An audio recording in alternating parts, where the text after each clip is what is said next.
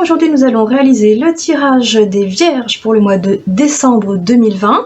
Et comme au mois de novembre j'avais pas trop aimé le format, que j'ai trouvé beaucoup trop long, le but de cette chaîne étant d'avoir une capsule ultra courte, j'ai tout tiré à l'avance de manière à gagner du temps.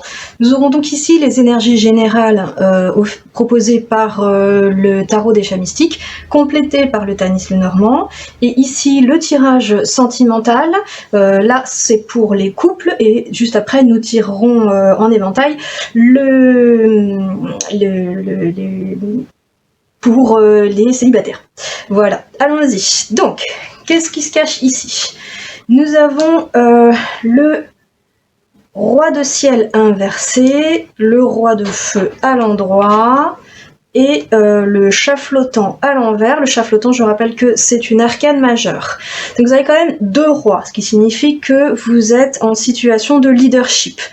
Et chacun des deux, là, vous informera sur une particularité de ce leadership. Quant au chat flottant, étant donné que c'est une arcane majeure, il aura un impact plus important que les deux autres. Donc, que nous dit le roi de ciel inversé ici? Il nous dit que vous devez faire attention à ne pas être insensible à vos proches, et même à être plutôt indulgent avec eux, car si vous étiez trop exigeant, ils pourraient confondre leadership et tyrannisme. Alors attention de ne pas tomber dans cet écueil. Ici, le roi de feu nous dit qu'il est bon de mettre votre énergie au service des siens ou de ses collaborateurs, enfin de son entreprise, etc. Et qu'ils vous suivront car vous leur inspirez confiance. Donc c'est plutôt bon signe. Mais il y a ici un petit bémol qui vous dit attention, oui on va vous suivre, oui vous êtes un bon leader, mais attention à ne pas faire d'excès pour ne pas tomber dans le tyrannisme. Ici nous avons le chat flottant inversé. Alors je rappelle que le chat flottant, donc quand il est en train de flotter comme ça, il ne sait plus très bien où est le haut, où est le bas, il ne sait plus très bien dans quel sens il doit atterrir. Donc on vous met en garde de ne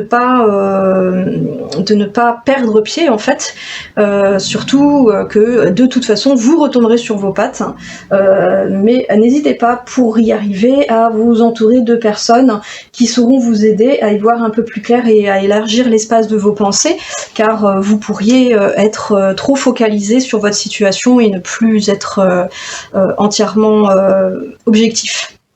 Allons-y maintenant pour la suite avec le Tanis Lenormand. Alors en première carte, nous avons le renard. Il est à côté de l'ours, qui est à côté de la lune. L'ours au centre nous dit que vous êtes dans une situation où vous êtes plutôt en position de force, hein. Vous êtes bien, vous avez une certaine forme de puissance, ce qui vous permettra donc de tenir tête à ceux qui pourraient faire usage de ruse ou tenter de vous détrôner, quoi. Et quant à la lune, elle annonce justement que la force est de votre côté.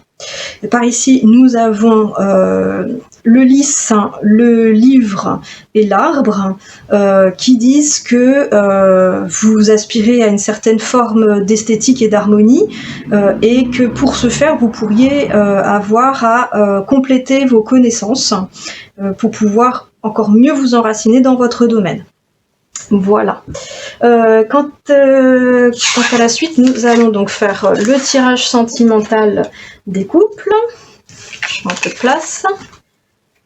Et après cela, nous verrons le tirage sentimental des célibataires. Pourquoi vous avez tourné, vous?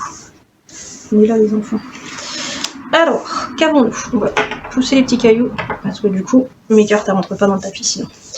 Qu'avons-nous ici? Nous avons la corne d'abondance, donc qui informe sur la richesse. Le delta, on démarre bien. Suivi de l'initiation, le frère, et en synthèse, la naissance. Qu'est-ce que ça nous raconte? Ça nous dit que votre couple est dans une période plutôt faste. Ça se passe bien, les interactions sont de qualité et vous avancez de façon harmonieuse. En face, nous avons le delta. Le delta, c'est une carte de protection, un peu comme l'étoile. Donc ça aussi, c'est excellent, c'est très bon signe. L'initiation nous dit que l'un de vous deux, dans le couple, a une position un peu plus de mentor envers son partenaire, et que donc il faudrait faire attention à ce que la relation ne devienne pas une relation fraternelle, grand frère, petite sœur, grande sœur, petit frère, grand frère, petit frère, grande sœur, petite sœur, selon votre situation. Voilà, ne transformez pas cette relation en une relation fraternelle, même si l'absence de passion est un gage de durée. Hein. On le sait, la passion c'est foudroyant, ça va très vite, mais les relations plus fraternelles auront tendance à être plus raisonnées, plus stables. Et en carte de synthèse, nous avons la naissance, qui est une excellente carte, parce qu'elle peut indiquer deux choses. Soit pour les couples qui seraient dans l'espoir d'un enfant, ça annonce un enfant, soit pour les couples qui sont pas du tout dans cet objectif-là, parce que pour des raisons biologiques, ils ont passé le cap ou ils sont dans l'incapacité de, ça peut annoncer un sursaut, un rebond dans la qualité de votre relation, et c'est toujours des rebonds positifs. Hein. Voilà ce que l'on peut dire pour les vierges en couple, et maintenant on va regarder ce qu'il en est pour les célibataires. Alors, vierge célibataire.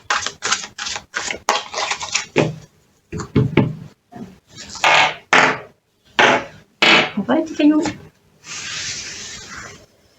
Alors, allez, on se pousse. Vierge célibataire. 1, 2, 3, 4, et toi je t'ai vu, tu seras ma 5e. Voilà. Alors, qu'est-ce que ça nous raconte? Voyons voir. Quelles sont les cartes qui sont sorties? Nous avons ici la méditation, le malheur, l'alpha, ça c'est bon signe, l'éternité, et le sacrifice en synthèse. Alors, je vous explique ce que je vois. Ce que je vois, c'est que actuellement, vous êtes dans une phase, la carte c'est la méditation, vous êtes dans une phase méditative, vous réfléchissez à ce que vous souhaitez comme type d'avenir sentimental, mais pour l'instant, c'est vraiment assez flou. Hein. Est-ce que je veux une relation plus basée sur l'intellectuel, sur le physique, sur... voilà. On ne sait pas trop où on en est, on réfléchit. En face, on a la carte du malheur qui indique que sans doute vous êtes passé par une séparation assez récente, en tout cas pour ceux que ça concerne, et que du coup vous êtes encore dans la phase de deuil, donc ne précipitez pas, hein. La méditation c'est ça aussi, c'est ne pas se précipiter, bien réfléchir, prendre le temps de cicatriser de cette dernière séparation. Ici on a la carte de l'alpha. L'alpha c'est les nouveaux départs, les débuts de cycle, donc on est plutôt optimiste, car derrière on a la carte de l'éternité, donc ça pourrait annoncer une rencontre. Mais avant ça, il faut couper les liens avec votre passé. C'est ce que nous dit la carte du sacrifice. Elle ne dit pas forcément que la nouvelle relation n'est pas bonne et que faut laisser tomber. Non, elle nous dit qu'il faut couper les liens toxiques avec peut-être des personnes qui sont encore dans votre entourage aujourd'hui et qui appartiennent à votre passé, et que sans ça, vous n'avancerez pas. Voilà, Annie Vierge, ce que l'on pouvait dire pour le mois de décembre 2020. Et sur ce, je vous dis à bientôt les chatons!